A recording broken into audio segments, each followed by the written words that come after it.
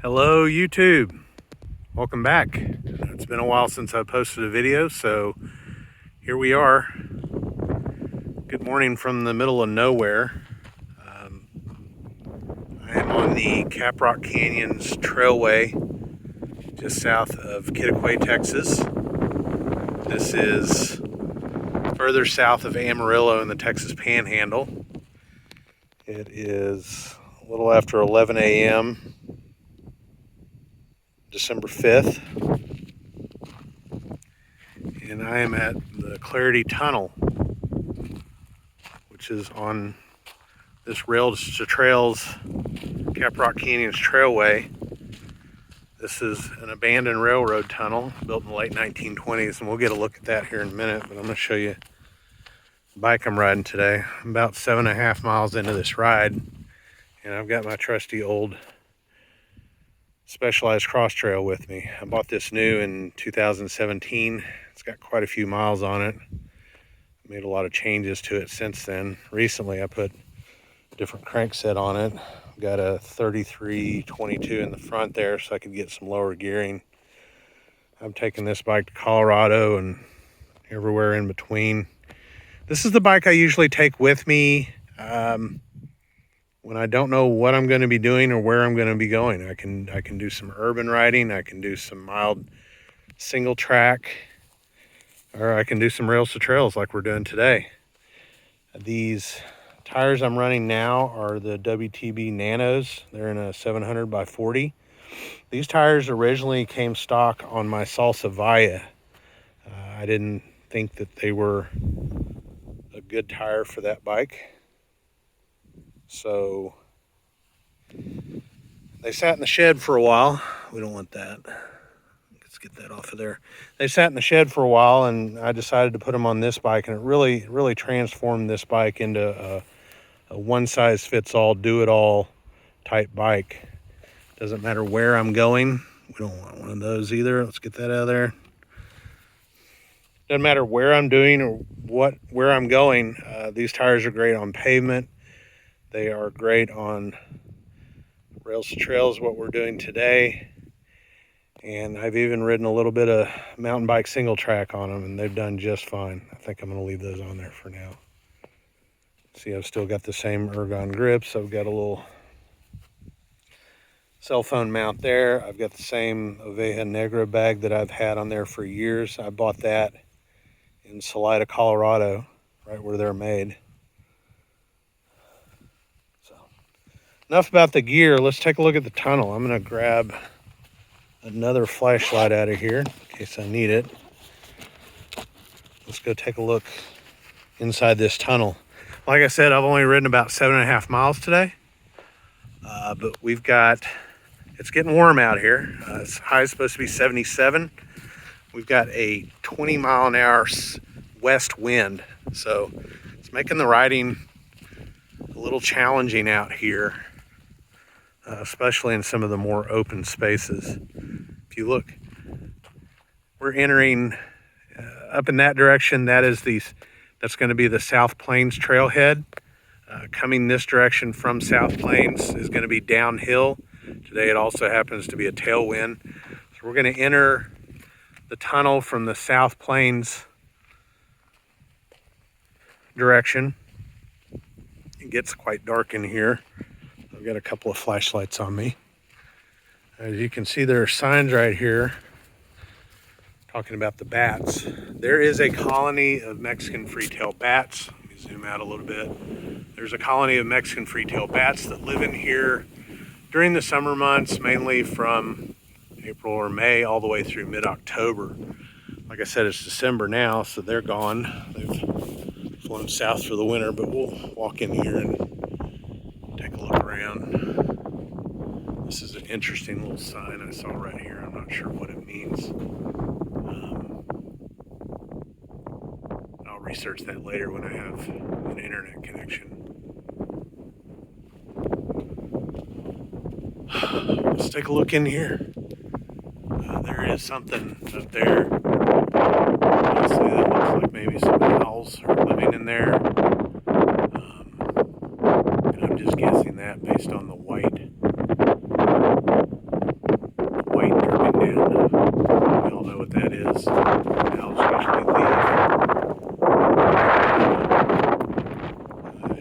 look in here, in the beginning you can see evidence of some railroad ties that are still in here. Here's one right here. I'm going to turn this flashlight down a little bit because it does get bright. There's railroad tie here, and there's a couple more up here. But as you get further in here, especially off to the sides, you can see the bat guano. If you're coming through here with a bicycle, at some point you're going to have to push because this is like riding on the beach. This bat guano is very fine. It's very silty. Your tires will just sink right into it, and you'll have to push the bike at some point. I believe Texas Parks and Wildlife recommends when there are bats in here that you need to be pushing the bike anyway and not riding it. I guess you can see evidence of where they blasted here. I believe this was carved out with dynamite, and some sections of it by hand. All of this wood framework.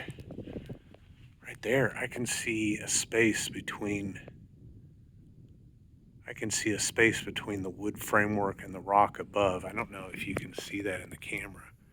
I'll zoom in. Pretty interesting. I guess there would be a little bit of space up there, just like there is space between these supports here.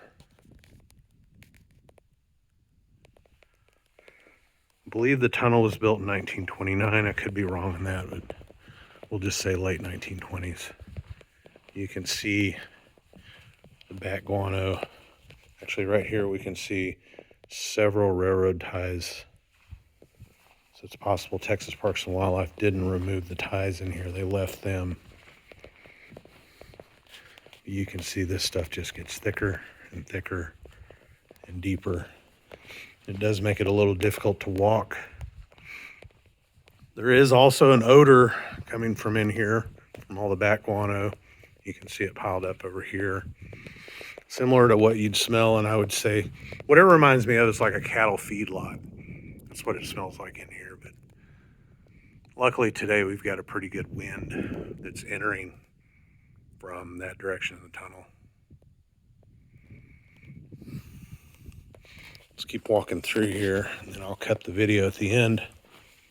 There are some storyboards over here we can read that describe a little bit more about the tunnel and how it was built. I'll turn the light off for a second. That is just the coolest thing to see the light entering the tunnel, especially from either direction. Isn't that neat?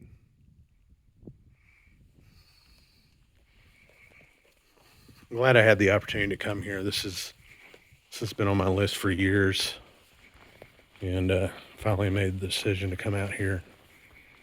Spend a few days up in the Panhandle. I think after this I'm going to head up into southeastern Colorado, do some exploring up there, and hopefully I'll have a couple of videos for you guys up from that area.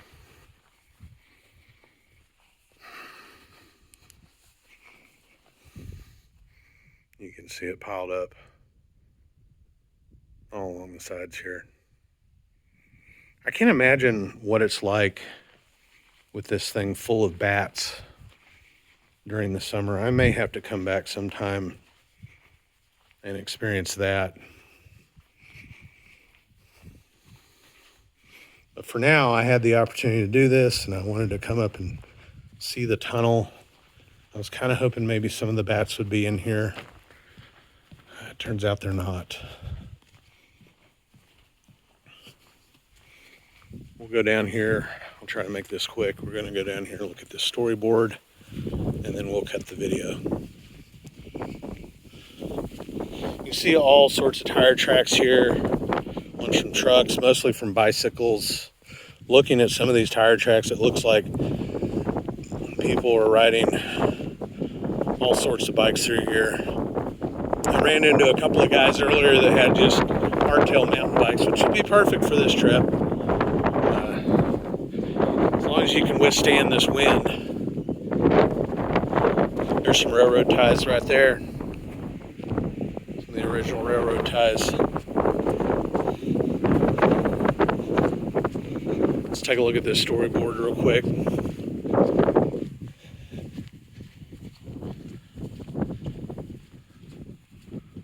It's very scenic out here. You can see for miles, especially this section going down to the Monk's Crossing trailhead where I parked the truck. It flattens out down there.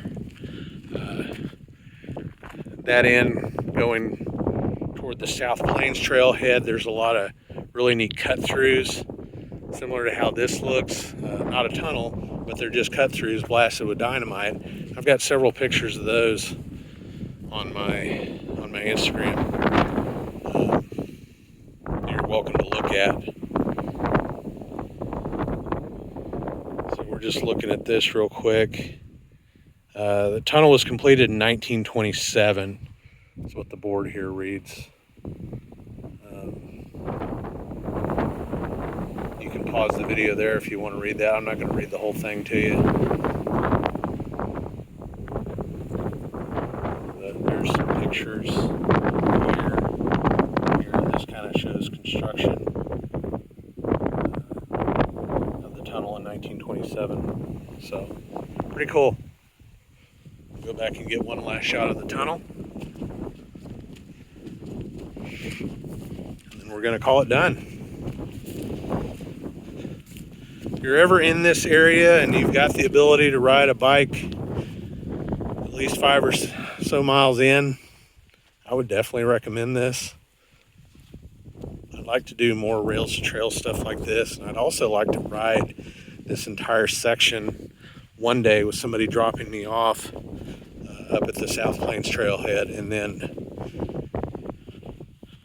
going back this direction, you go through the Monk's Crossing trailhead, you go through Kittiquay, you go through Turkey, and the trail ends at the Esteline trailhead up there on Highway 287.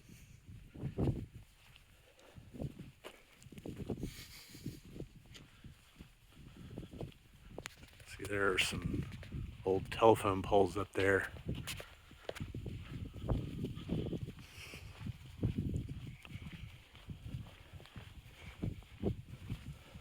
One last shot at the entrance of the tunnel here.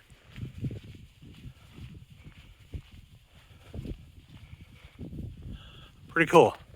I'm glad I had the opportunity to see this, and thank you guys for coming along with me, and I was glad I was able to show you this. If you're ever in the area, it's well worth a look. Thanks for watching, and we'll see you guys soon. Bye.